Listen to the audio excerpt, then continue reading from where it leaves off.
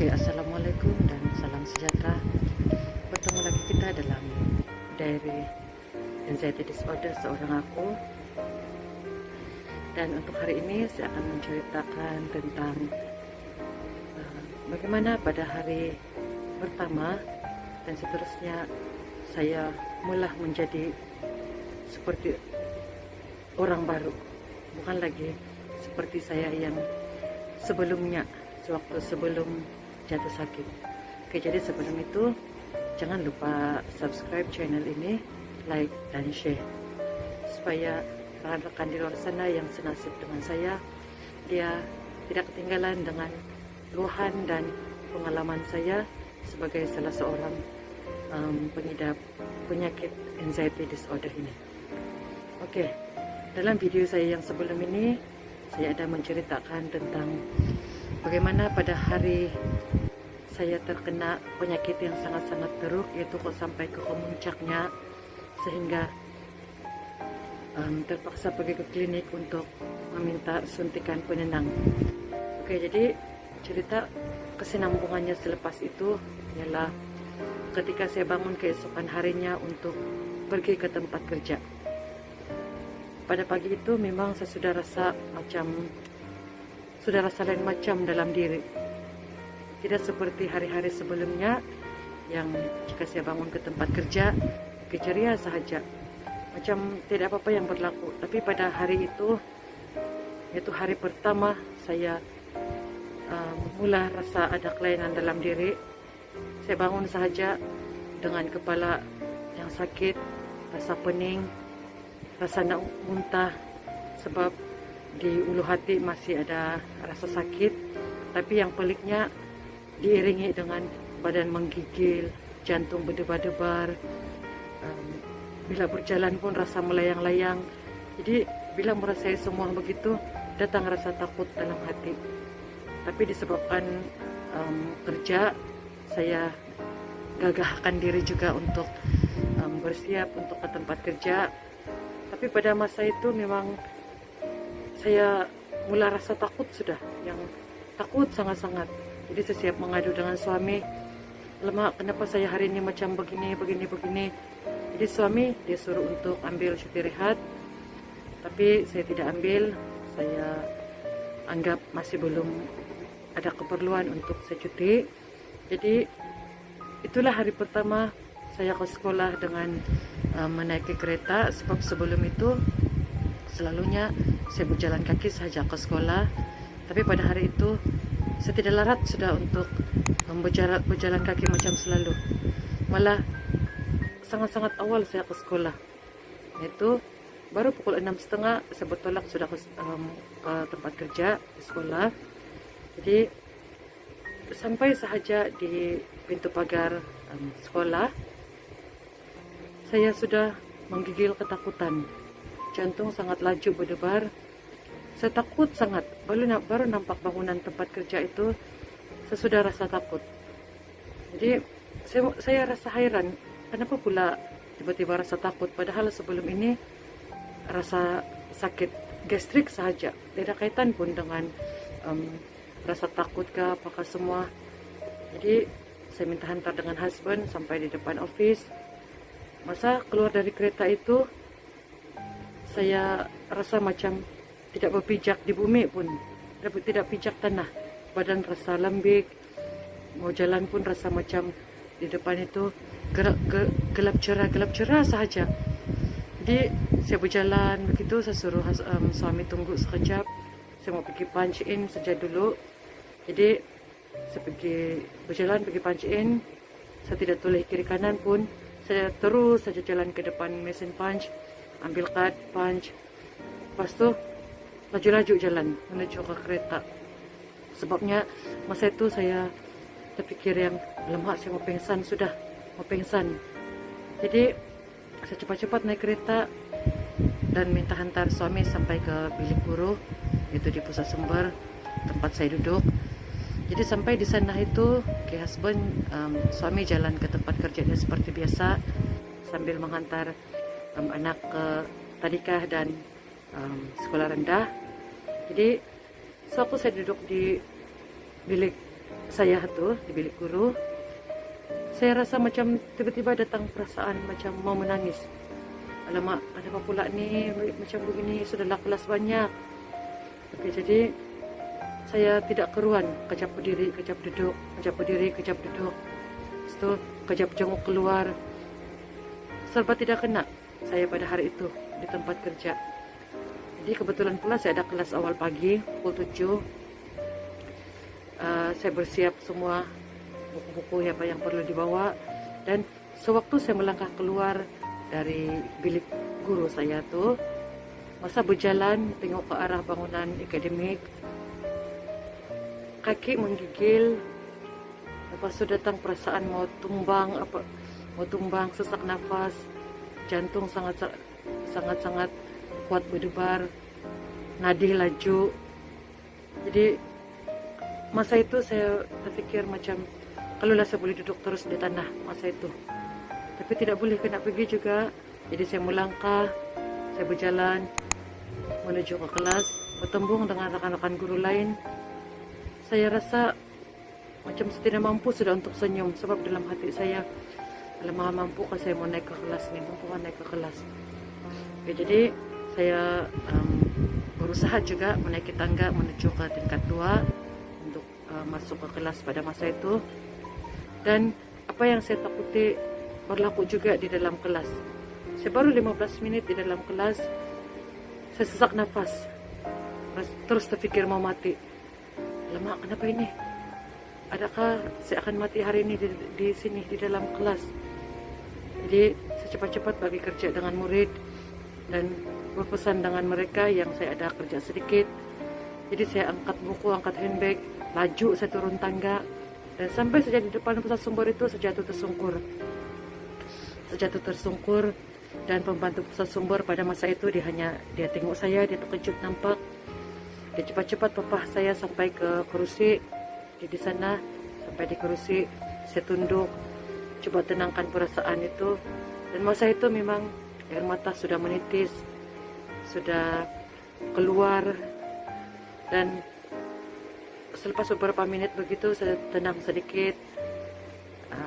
Saya makan bekal yang saya bawa, sebab saya beranggapan bahawa keadaan yang saya alami itu mungkin disebabkan oleh gastrik saya yang sudah semakin teruk. Tapi semakin saya makan, semakin sakit. Semakin makan, semakin sakit. Sampaikan akhirnya saya tidak duduk, sudah di kerusi. Saya duduk di lantai dengan kepala saya letak di kerusi, tunduk begitu di kerusi. Saya itu memang sudah menangis. Lepas itu terfikir, adakah ini tanda-tanda mau mati, ataupun kenapa sangat sakit saya pada hari ini. Jadi sewaktu saya duduk begitu, datang seorang rekan guru, dan saya terkejut bila saya takut melihat dia datang menghampiri dan ajak berbual-bual.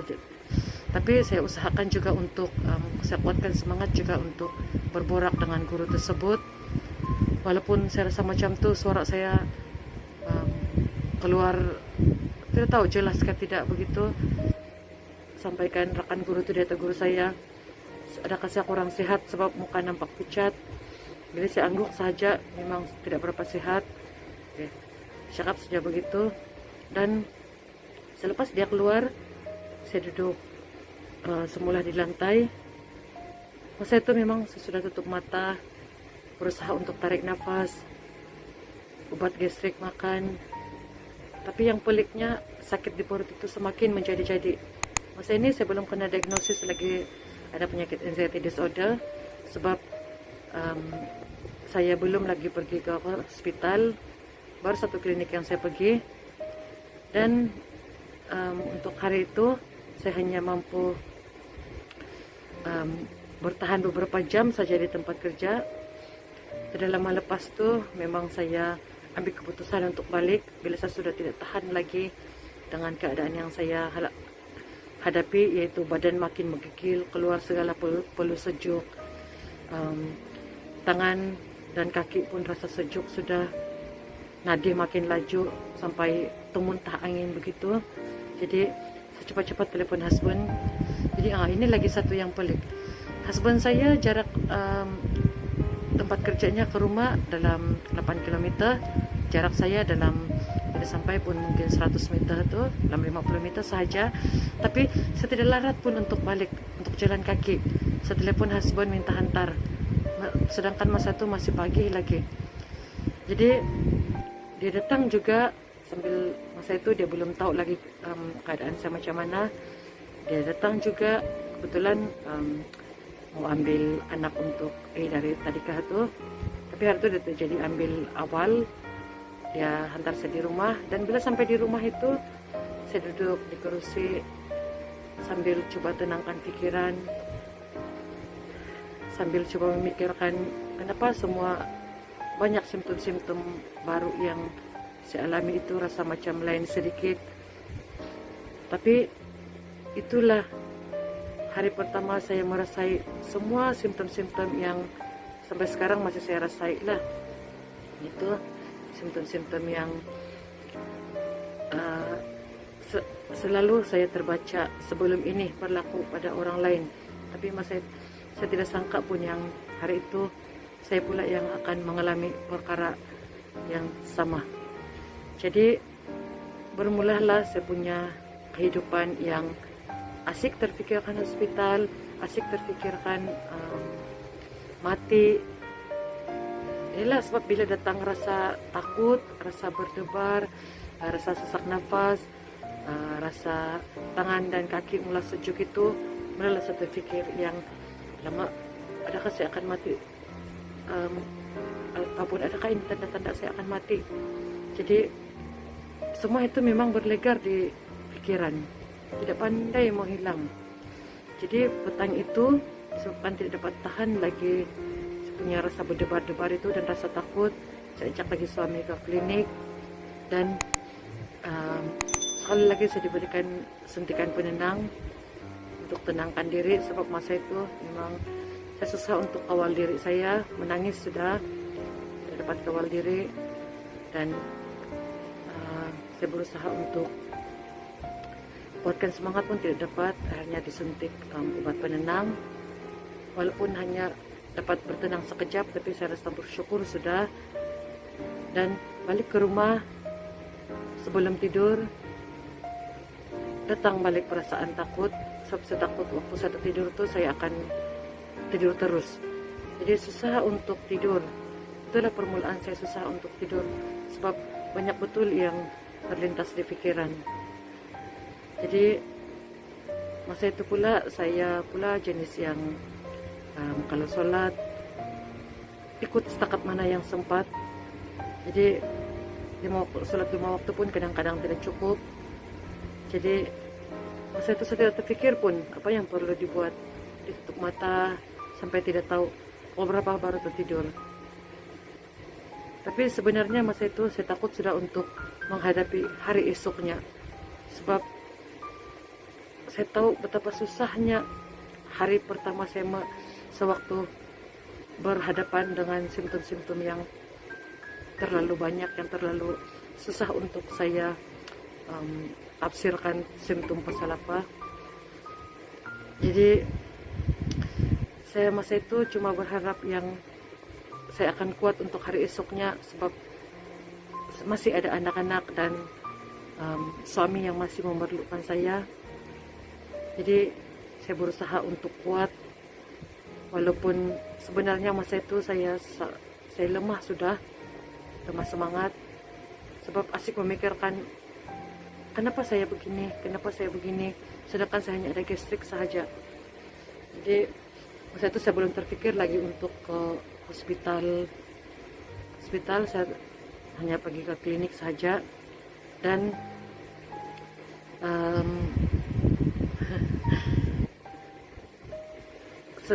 sebenarnya susah juga untuk mau cerita lebih lanjut, tapi nanti saya akan cerita dalam video akan datang.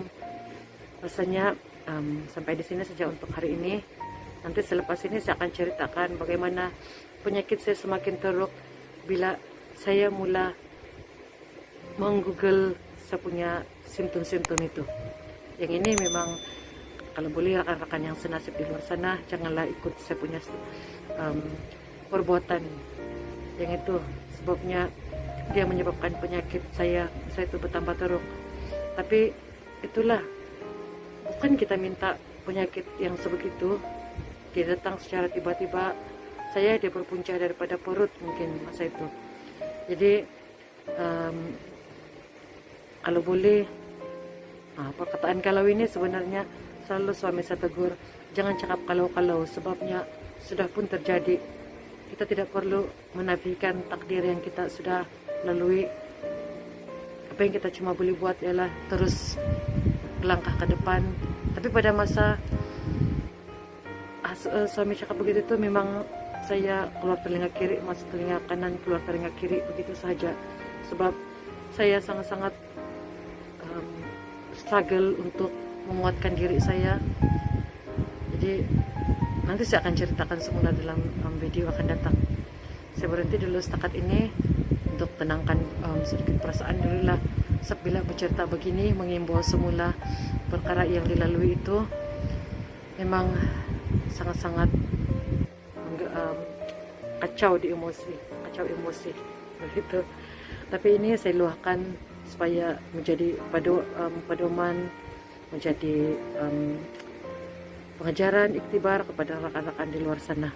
Jadi saya akan ceritakan nanti dalam video saya yang akan datang. Oke, sebelum itu jangan lupa subscribe, like, dan share channel saya ini, oke?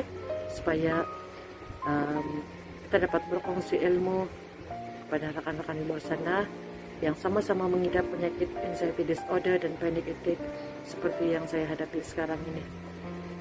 Semoga kita semua akan terus kuat dan terus tabah, terus berikhtiar untuk sembuh daripada penyakit ini. Kita jumpa lagi dalam video yang akan datang. Bye. Assalamualaikum.